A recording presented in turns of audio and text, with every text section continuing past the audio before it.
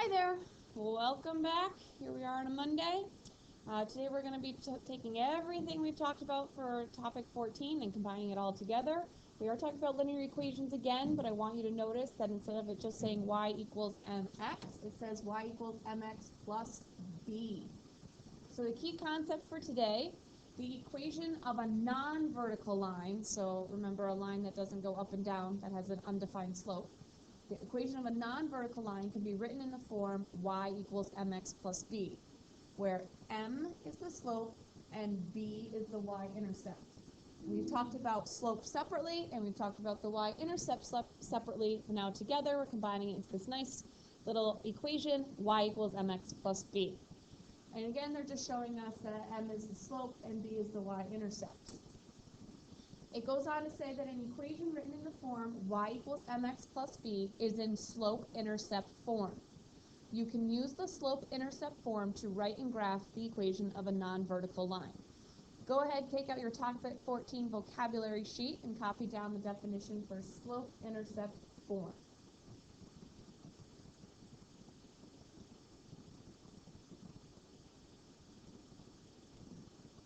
Example number 1 says write an equation in slope-intercept form for each line.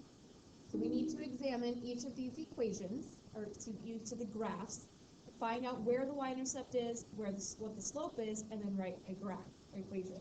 I'm just totally backwards. So I see that this graph crosses the y-axis at 0, 1.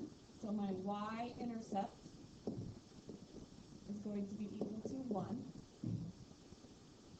The slope, I'm going to start at this point because it crosses the grids nicely. Go up to this point, that one crosses the grids nicely as well. Slope is rise over run, so I'm going to rise up, 1, 2, 3, run over 1. So my slope will be 3 over 1, or just 3. If I'm thinking about y equals mx plus b, I'm going to substitute the y-intercept in place of the b, not the y, that's my coordinates. The m is my slope, so it will become y equals 3x plus 1. For the next one, I see that it crosses the y-axis at 4, so my y-intercept is 4. And also, I'm going down to this point, it's got where it crosses the grid lines. The only reason that I know that this is a negative slope is because the line is going descending this way. So my slope is rise again over run though. So my slope will be negative 2x plus 4, which is my y-intercept. For C, it crosses the y-axis at negative 3. So I know that my b will be negative 3. My slope, again, I'm going to look at my graph to see where it crosses the grid line again, and it crosses right here nicely. So rise over run, and that one goes up. Oh, I went up too far. It also crosses nicely at another spot, but this goes up 2 and over 4, and you see that 2/4 reduces down to 1/2. So if you put 2/4, you just want to make sure you do reduce that down to 1/2, and I will get y equals 1/2 x minus 3. Go ahead to number 2, pause the video, give that one a shot. Should have y equals negative 1/3 x minus 2. Again, remind yourself that it is a negative slope. Going on to number 3, it says the line models the relationship between the temperature in degrees Celsius and degrees Fahrenheit. What is the y-intercept of the line? What is the slope of the line? So, well, we can clearly see that the y-intercept, they have labeled it for us right here. We talked about this before, that when the x-coordinate is 0, the y-coordinate is also your y-intercept.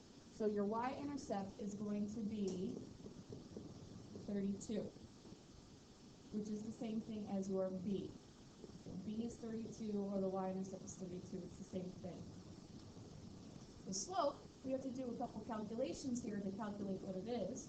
I've got this first point that they have plotted for me nicely, and I've got this second point that they have plotted for me. If I had to estimate these points, I would not be getting an accurate answer. Slope, again, is the change in y over the change in x. So going back to my xy coordinates, I'm going to start with the 104. I will then subtract 32. Then I will go to 40 and subtract 0. I get 72 40ths, which reduces down to 9/5.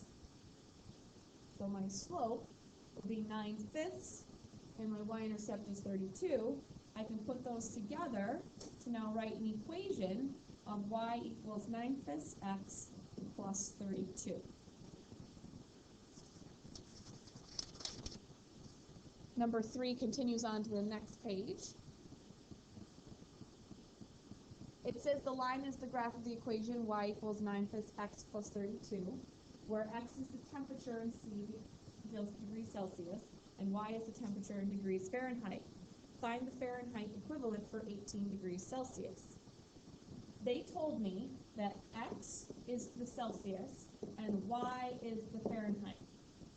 So using my formula, y equals 9/5 x, I'm going to substitute the value that they gave me.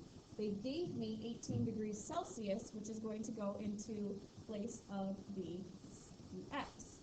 So I rewrite this as y equals 9/5 times 18 plus 32. Put that 18 divided by 1. I can't cross cancel with my 5 and my 18, and I can't cross cancel with the 9 and the 1. So I would multiply 9 times 18, get that answer divided by 5 to get 32 4/10. Then I add the remaining 32 on to get 64 4/10 degrees Fahrenheit. Move on to question number 4. Give that one a try. Okay, here we go. My y-intercept is 273. My slope I calculated to actually be equal to 1. And then that gave me an equation of y equals x plus 273. Or you could leave the coefficient of the 1 on the x to get y equals 1x plus 273. Question number 5 says you can use an equation in slope-intercept form to graph a linear equation. The y-intercept gives you a starting point. Start by plotting a point at the y-intercept for the equation y equals 1/4 x minus 5. Next, use the slope to find another point on the line, then draw a line through the points. So to reiterate what they just said in the bullets here, I know that the coefficient in front of the x is my slope, and I know that the -5, not just 5, the -5 is my y-intercept. So I can start at the y-intercept at -5, so 1, 2, 3, 4, 5. My slope is positive 1/4, so I'm going to go up 1 to the right 4. 1, 2, 3, 4. I can continue that pattern. I can go up 1 to the right 4. I also could go backwards. Instead of going up, I can go down 1 and then to the left 4.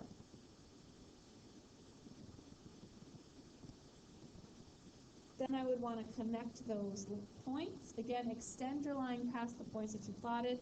I'm not using a ruler here, so my line's not perfectly straight. Then I would like to graph or label the line with y equals 1/4 x minus 5. Go on to number 6, give that one a shot. Okay, this one is, the slope this time is negative. So whenever I have a negative slope, I like to just kind of graph it quickly to remind myself, oh, that my graph does need to be going in a downward direction. So when I plot the points, I start at the y-intercept at 3, and the slope again is rise over run. So instead of rising up, we're actually rising negatively, so we're moving down. So I go down 2 over 1. Down 2 over 1. That's what slope is here, meaning -2 divided by 1. So take a second to fix that if you need to.